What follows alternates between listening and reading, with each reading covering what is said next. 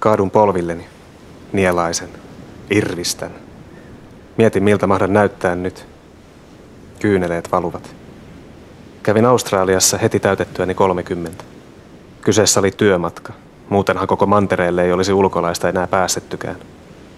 Mainosmiehet ja toimittajat olivat kuitenkin poikkeus. Pääsimme paikkoihin. Saimme erikoiskohtelua. Median edustajina säästyimme jonottamisilta. Yleensä riitti, että kantoi ammattitason kameraa mukanaan kiireisen oloisena. Pääkaupunki oli kuuma. Humalainen aboriginaali karjui kadulla isoisiensä rakentaneen tämän maan. Muuta jalankulkuliikennettä ei kaupungin suurilla kaduilla juuri näkynytkään. Vain puistoalueella liikkui 2-3 hengen ryhmiä, kuin villieläimiä. Ruoho rapisi palaneena jaloissa. Emme saaneet pysähtyä hetkeksikään. Ilma on sakeana vesitihkusta.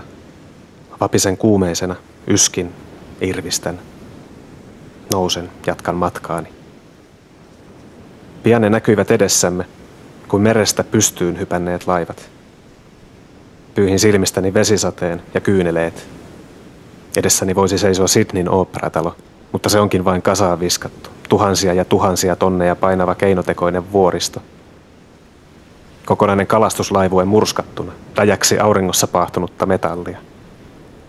Giganttisen aallon pystyttämä harmaa telttailualue, korkeudeltaan lähempänä 100 kuin 50 metriä. Olen saapunut laivojen hautuumaalle.